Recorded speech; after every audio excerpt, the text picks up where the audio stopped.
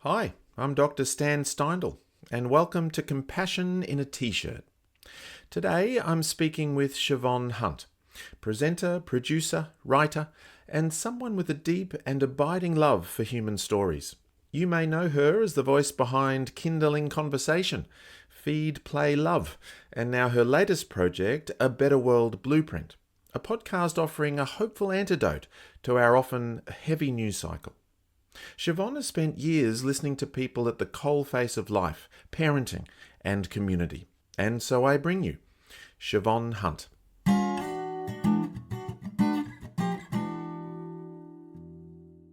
Good. Well, Shevonne Hunt, welcome to Compassion in a T-shirt. Thank you for having me, Stan. It's a pleasure to be here. Great. Yeah, I was going to go back to the early days of your podcast actually to begin with, and Kindling Conversations and Feed, Pray, Love. What drew you first of all, I guess, to the parenting space and sort of having that as a kind of an entry point really into the human experience? Well, it's kind of boring, really. I mean, it's boring, Okay. but it has a very crazy story in terms of how I got there. Sometimes when I tell the story about how I ended up at Kinderling Kids Radio, I still can't believe it myself. But the very, very basic reason was I was a parent. But the fun story was, and it doesn't start fun, so bear with me. I'd been working at the ABC and I was a contractor, and I was pregnant with my second child, my son. And when you're a contractor, you kind of have to be around for the whole contract. So I was sort of between contracts. It was very awkward. And when I left, I had no guarantee that I would have work to come back to. So you only get a job to come back to if you're ongoing employed, which is the case everywhere. But so I think my son was about 4 months old. I was really tired and had to start applying for new contracts because he would be 4 months. But if I wanted to work in 2 months' time, which was when my money was going to run out, I needed a job. And I was just so tired and I couldn't fathom going back into breakfast radio and with a baby that wasn't sleeping through the night. So I posted on Facebook and I said, so this is 10 years ago. Facebook was, it was still kind of relevant then, right? Okay. And Yes. I posted on Facebook and I said, I am so tired, but I need you guys. You guys know me. Can you tell me what I should do? Like, what job do you think I could do well? Because Ah, radio is not going to work for me as a mother. It doesn't feel like it fits, blah, blah, blah. And I just got the most incredible response from my friends. Unfortunately, no one gave me a job. a job So no per one said se. this is what you do. But there was a lot of love for the fact I changed to radio when I was 28. So I had been in advertising. So from my friends' perspective, I'd already made this big leap of faith. And they were like, you've always followed your passions. What a shame. Don't give up, etc., etc. But someone else who I'd worked with at the ABC saw that post, and she had been approached by the co-founder of Kindle and Kids Radio, Evan Cowdor, and he said, "Look, I'm doing this thing. Would you like to come on board?" And for her, she had a lot of security in her work, and this was a big risk. So she passed it up, but she asked me if I'd be interested. And typically I'm very risk averse. I hear people saying they're doing a startup and I'm like, I'm sorry, I don't have the bandwidth to deal with that. I want a secure job. But I met with Evan and we had a cup of coffee while my son was up the road with my mum. And he just asked me, we just had a chat, really, talked about parenting and our values. And um, it was unlike I didn't even know I was being interviewed, to be honest. I thought we were just having a conversation. And at the end of the chat, he said, so I know you can do production, but how would you feel about presenting? Because that's what we need. Like, we need a presenter. We need someone who might be prepared to be the face of Kindling when we need it. And so I sort of went, if I have to do that, that'd be great. and everything inside me was like, oh my God, I don't know if I'm ready for this. And it just went from there. It was the easiest job I've ever had and the most life-changing one, without Ah, doubt. So while you asked me what drew me to it, it was very strangely serendipitous that yes. this company, which unfortunately no longer exists, Kinderling Kids Radio doesn't exist anymore, but it was founded on these really strong ethical ideas of supporting families, but also doing it in a way that was creative and fun and cool, and just it was just the perfect package, and it kind of fell in my lap. So Mm. I couldn't quite believe my luck. And when they offered me the job, I still remember where I was. I was with my mother's group. My son was in my pouch on the front of my body. I was bouncing him up and down to go to sleep, and I reacted quite strongly. I think Evan thought I was a bit Right. weird, but Right. it's a very long story to say. It was unexpected, but it was incredible, and I appreciated it every day I did that job. It was a confluence of things, wasn't it? It was a variety of things that all came together, and the serendipity piece of it sort of was woven through. But the bit that stands out for me a little bit is in my work, we often think of compassion flowing in three directions. So we're obviously compassionate towards others. Self-compassion is kind of a thing, but being open to receiving compassion is important as well, and often very difficult. And that moment when you decided to put it out there was a little bit like that. It was sort of opening yourself up to, just letting people know that this is where I'm at and these are some of the challenges, and like, what do you all think, sort of thing. And in some ways that was that the courage and the wherewithal to actually put that out there was kind of an important piece of that serendipity, I suppose. Mm. Well, I don't know if I'm just listening to too much Brené Brown, but I feel like I Never feel too much. never too much. I feel like there is an amount of vulnerability in the story of compassion, right? So, Yes.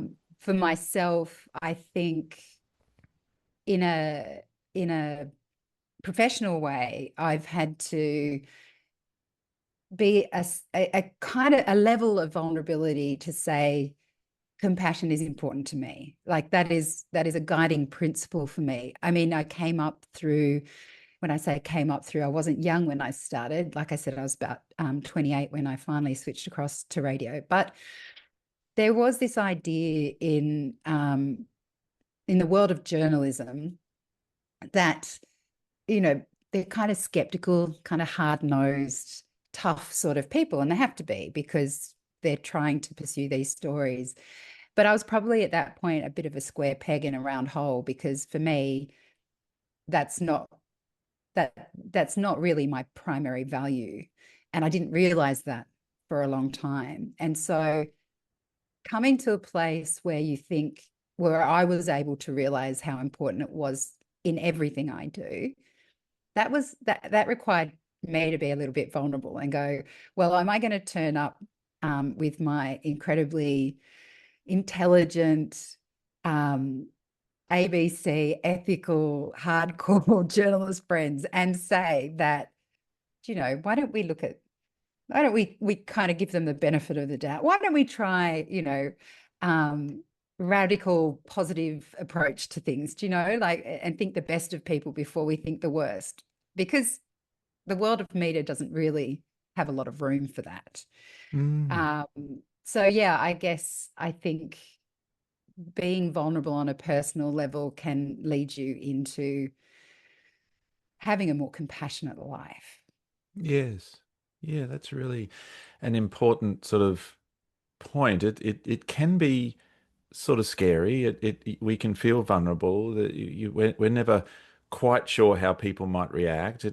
Some of those more self-conscious emotions might even arise, sort of worrying about what other people think. It takes a lot of sort of strength and courage to just sort of step forward and not only to live a compassionate life, but as you're doing, to sort of really disseminate and promote compassion, or at least empathy and understanding, and sort of the human condition, and what that's like. I mean, so when you moved into this sort of world of parenting and kind of children, I guess, across the ages, and just the challenges there that perhaps you were going through as well, and I certainly remember too. But what lessons have stood out, I suppose, in some of that work? What it is to be a parent? It's funny because I had the privilege of speaking to experts for 10 years. I think my children got the benefit of that. Now, Yes, good, now that I'm good. not doing it, they might not agree. But Uh, I spoke to a lot of people, and I think the but the best research and the most current contemporary research was always at the forefront of my mind, because people were saying the same thing in different parts of parenting. So um, there were, like, I think the guiding principles that stay with me were things like listening to your child, being a good role model, um, and a lot of the stuff that they were saying was really about how to be a good person, mm, or how to evolve as a person. And I think that probably is the biggest thing I learned in those whole 10 years, that people often say, well, what I wish I'd known before I became a parent. And it wasn't anything about not sleeping through the night, because I think if you become a parent and think that's going to be a thing, then you aren't listening to anyone. But for me, what I learned from all those people, and I think applies no matter what age your child is that parenting as an experience is it's a lesson, right? It's your children will always change. They're always going to change. They're always going to be who they are, not who you want them to be. And so if you can start that experience thinking, this is an opportunity for me to evolve and grow by listening to and responding to my child, which sounds all very highfalutin when I say it. And I'm the first person to say I've not been great at that my whole experience. And probably now is the hardest time for me because I have teenagers and tweens. But I think that if you can, I think if you can give yourself that permission to say, this is a lesson and I'm going to learn from my child, and I am going to grow. Like it's a two-way street. Like, you are giving to your child. I think sometimes we define parenting, or we come into parenting with this idea that, firstly, we have to know everything. We have to get everything right because we are protecting these precious things. These precious beings are our responsibility. I mean, I know that was one of my biggest terrors when I first became a parent was, oh my God, this is all on me. Like, mm, if she ends up in therapy, it's my fault. Um, right. but that's not realistic, right? And it's not true to my experience of parenting, in that if I had have, and I certainly went into it that way, right? I went into it thinking, why don't I know how to put this baby to sleep? Like, it's very hard on myself. But I think that the best lesson is to say, well, actually, this is my chance to learn. It's going to be hard. You know, one of my favorite, I don't know if you call it a saying, but books, No Mud, No Lotus by Thich Nhat Hanh. Ah, yes.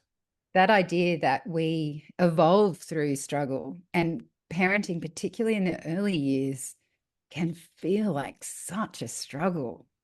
You're tired, you're exhausted, you think you're doing everything wrong. I mean, you've got this incredible love, but it's this weird seesaw of emotions. And I think I would have navigated that a lot better had I come into it thinking, this is an opportunity. I'm going to make mistakes, but I'm going to learn. And I suppose the other part of that equation is if you love your kids, which most of us do, I would suggest all of us do, showing them that love, which is pretty easy for most of us, that's the most important thing. While you're messing up, while you're learning, while you're doing all, if you can just keep that consistent and just be a little bit kind to yourself, then I think that's what I've learned about parenting, whatever age your children are. Of course, during that time, I also had very specific advice that I may or may not have directed the questions to things I was going through, thinking Right. that my audience had the same problems. So there were specific things I got help with, but I think that's what I hope people got out of the show, regardless of whether they were listening to tips and tricks for breastfeeding or sleeping or tantrums or whatever. I hope they got something out of it for themselves as parents.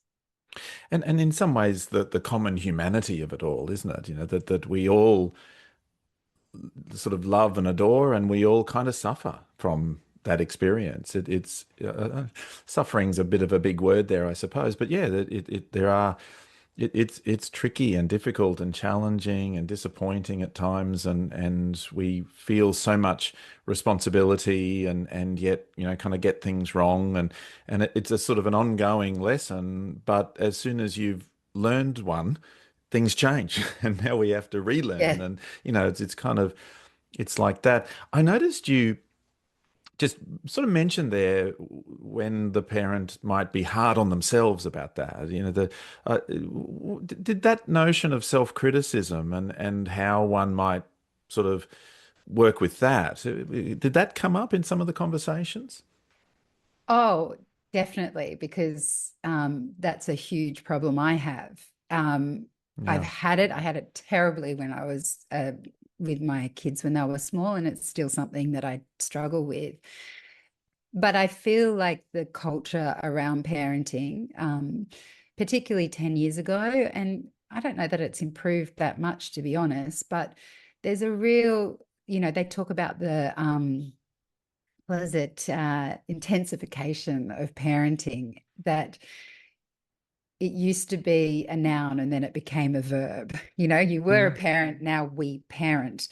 And with this came the expectation that parents would be across all the things, that we would have the right food for our babies, that we wouldn't give them processed food, that we would we would only breastfeed. There was no other option. That's the right thing to do. And it was like, even though I was aware of it, I still was very self-critical, So if I, in my position as someone who was across the literature and across the commentary and saying to my audience, you know, just do what you Be, want to be do. kind Like, to as long as yourself. it's Yeah. safe and you love your child, you're not doing anything wrong, right? But the everything that surrounds this is almost subliminal. Like, you might say, oh, I don't look at the monthlies on Instagram, or I don't buy into the advertising, or whatever it might be. You can't get away from it because it's almost unconscious, this pressure to be the perfect mother, mothers in particular. I'm not sure how dads feel about it, but I know that there's a lot of pressure on women to be all the things to all the people. And so, because that was my self-awareness and I saw it in a lot of people. So I have had colleagues that I worked with that didn't have kids when we were working together, but went on to have children. And I was always really conscious of not wanting them to follow the same patterns. And then I'd have conversations with them and I'd hear the way they were talking and I'd be like, wow, it's still happening. You're still being so hard on yourself. Mm. And yeah, so I guess it definitely was something that was probably in the back of my mind in most of the interviews that I did. Yes. It's just part of our tricky brains in a way, isn't it? We sort of have that tendency towards self-criticism and thinking that it will motivate us probably to be better, and yet often it just can lead to just feelings of shame in the end, potentially, or things like that. We did some interesting research at UQ looking at mums of young children, sort of 0 to 2, and it was in and around self-compassion. And one of the really interesting findings was that 90% of the mums felt that this self-compassion program would be good to recommend to, other mums. Um, but only 50% of them actually completed the program. And there was this real sense that sometimes it feels a little bit like, oh yes, self-compassion is really important for mums, but not for me somehow. Somehow for me, I still need to feel like I'm doing it right, or the perfect mum. And so there's interesting kind of little dilemmas at play there, I suppose. Yeah. And I think it's very common for mothers to put themselves last, to feel like, that, I mean, if you think of like an anecdotal example might be, you've got a cake, and there's one piece of cake left. There aren't many mothers that would take that before they would give it to someone else.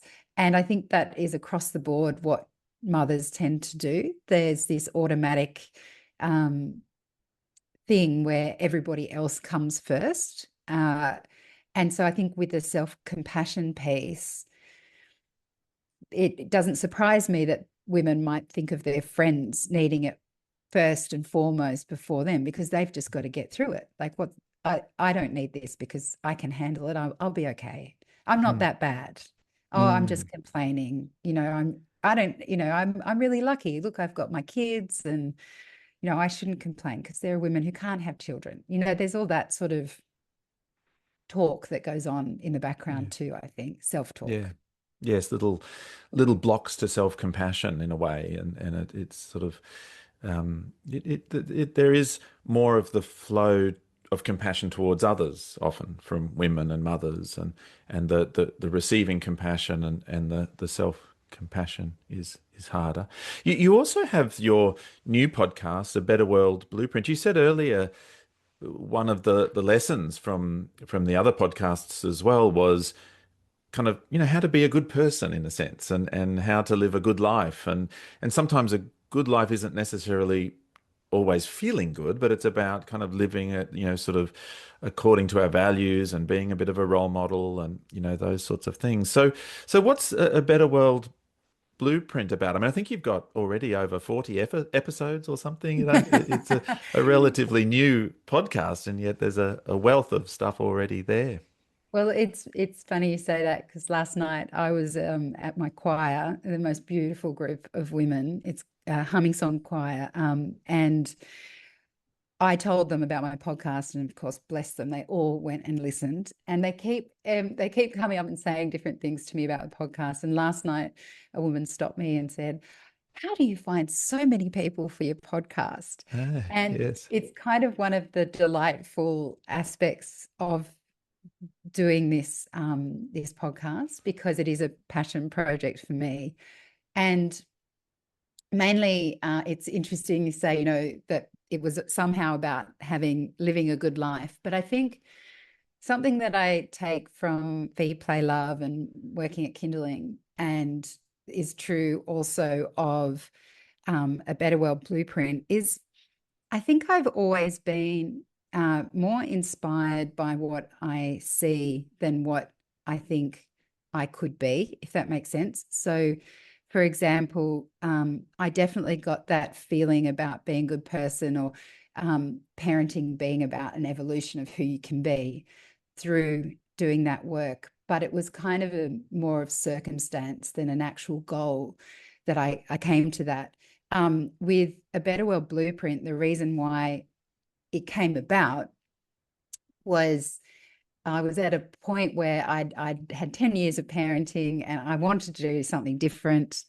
I was working with parenting educator Maggie Dent, who I'd interviewed for many years when I was at Feed, Play, Love, and who ended up being a friend and a mentor. I never thought I would find a mentor in a 6 foot,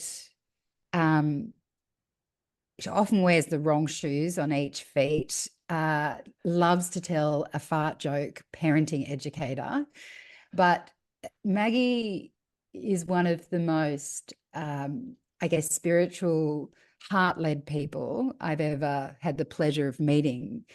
And I guess it goes to show you just can't tell where those people will show up in your lives. But what I saw with Maggie and working with Maggie was that she, as they say in yoga, had found her dharma. So she'd found her life purpose, and that was, she's always been a champion of boys and men, but she really wants to help people and parents.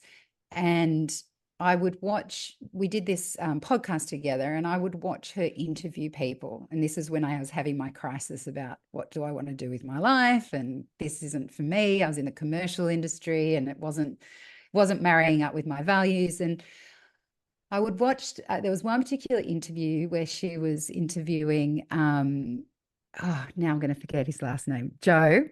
He's a NRL player, a former NRL player who changed his career to help young Indigenous people and with their mental health. Okay. And I watched them talking to each other. It was after the interview, and there was just this energy in the room. Like they'd had this incredible chat, the mics were off, they were just talking to each other. And it struck me that Maggie's world and what she was doing with her life, I knew I didn't want to be a parenting educator. That was not on the cards for me. But I was like, I want what you've got, but I don't know how to create it, right? And she took me to lunch not long after that, and I told her, and I said, Maggie, I just love how you are in the world. What would you, we're just talking about it. And she said, I just want to leave the world a better place than when I found it. And so I kind of sat with that, and Maggie was as a huge champion of her friends, and she was so often saying to me, you need to get back on the mic. I want you to do your podcast again. I want you to do something like that. But watching Maggie and how she was in the world was really the inspiration behind the podcast, because I've worked in podcasting for a long time. I am a voracious consumer of podcasts. I didn't want to make anything that was going to tell people, do X, Y, Z and you'll be happy. This will make you a better person. I wanted to give people what I got when I watched these people doing these interviews and living these incredible lives. Like, I felt that our culture had become so intensely navel gazing. Like, it was all about me. How can I be great? How can I be healthy? How can I be beautiful? And I was sick of it. And I wanted, also being in media, seeing all the awful news that was out there. One of the things we always used to do on Feed, Play, Love is if there was a disaster, if there was a terrorist attack, a climate disaster, we told our children to look for the helpers.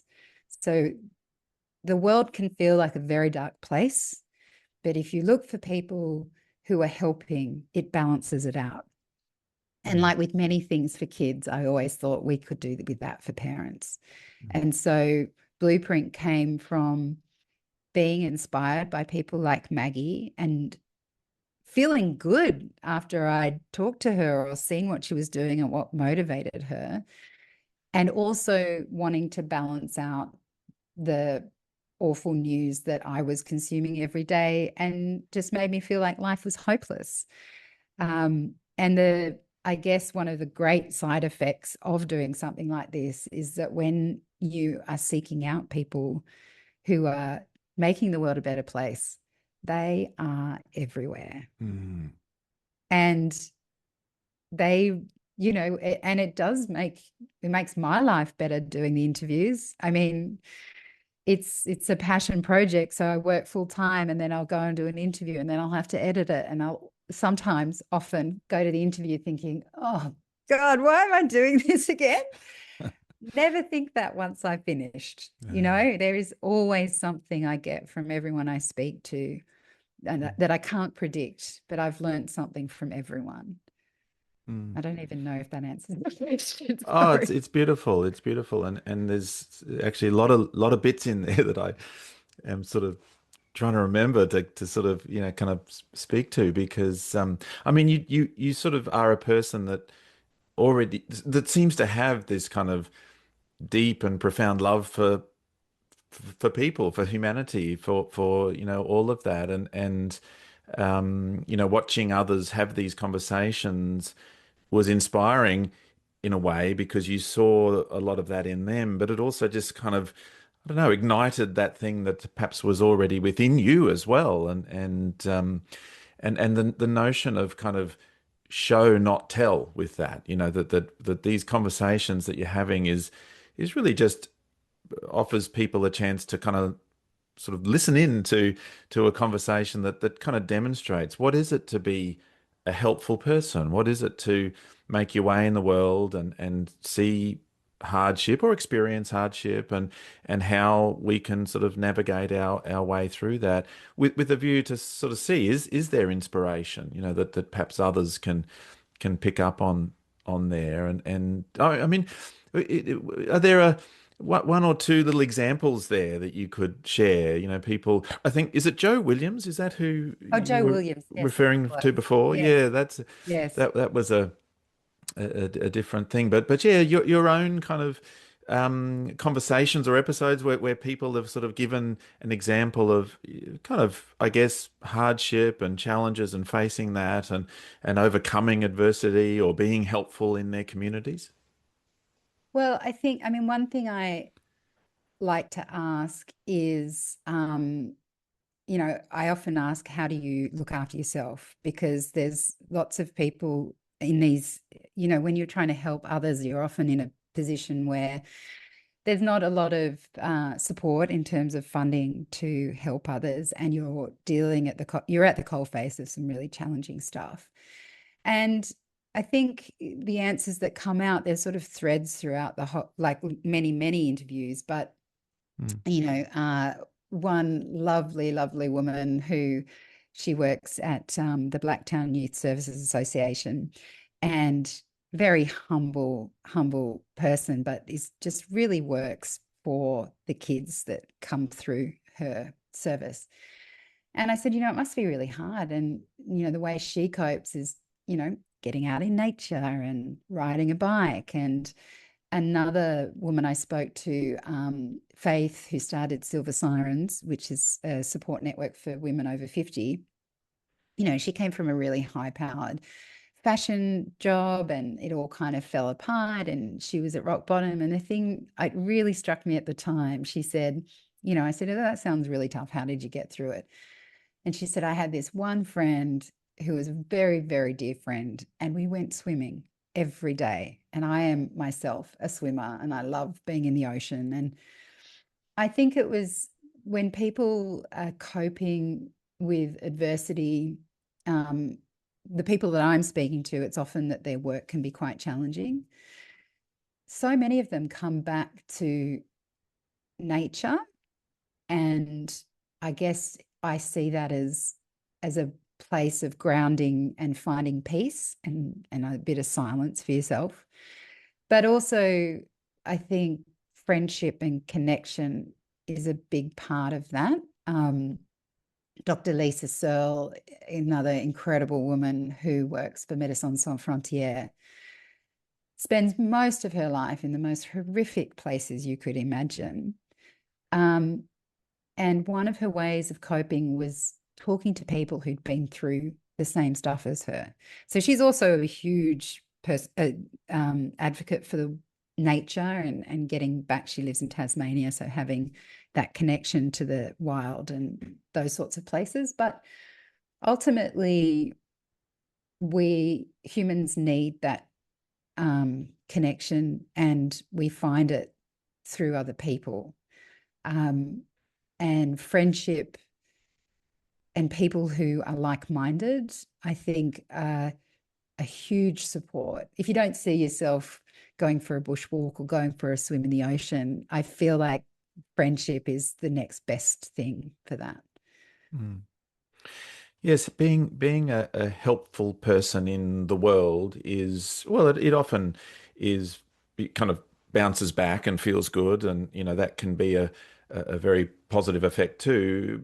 And it's often hard and challenging work, and can sort of deplete us a little bit, or even the things like burnout. I guess we're trying to keep a little eye on that, and so the sort of the self-help, self-care, self-compassion piece of it, but practically, like what is it practically? Yeah, it's things like getting back to nature, getting back to social connection, some of the real fundamentals of what it is to be human. But I really, the thing I love about your podcast, if I may say, is that rather than having a kind of like a more academic or intellectualized sort of look at what it is to be compassionate, you're just looking at what it actually is, in real life, kind of the whole messy but wonderful kind of what it is to be human thing, and those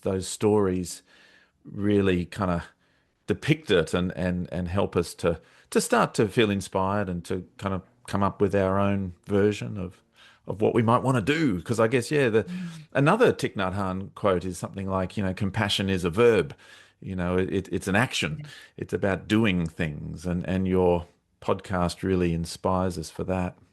Yeah. And I've got to say, without fail, um, the people that I talk to, they are getting reward for what they're doing, not for any accolades. Like they've No. all pointed to the satisfaction they gain from doing work that is serving others. A question I do ask is, could they tell us about any impact they've seen from their work? And they always have stories, but somewhere along the line, they will always say, I had, there's nothing like this job. And I'm thinking of one of my friends from my mother's group, Penny Kalita, who was, when I met her, a high flying in advertising. I'm terrible. I can't remember the actual role she had, but it was very corporate. Mm. And she went through a separation. She had 2 kids, and at that point decided she wanted to work in the non-for-profit sector. She had to support 2 kids, and she said to me at the time, and I may misquote her, but she said something like, "I halved my pay packet, but I doubled my soul." Right.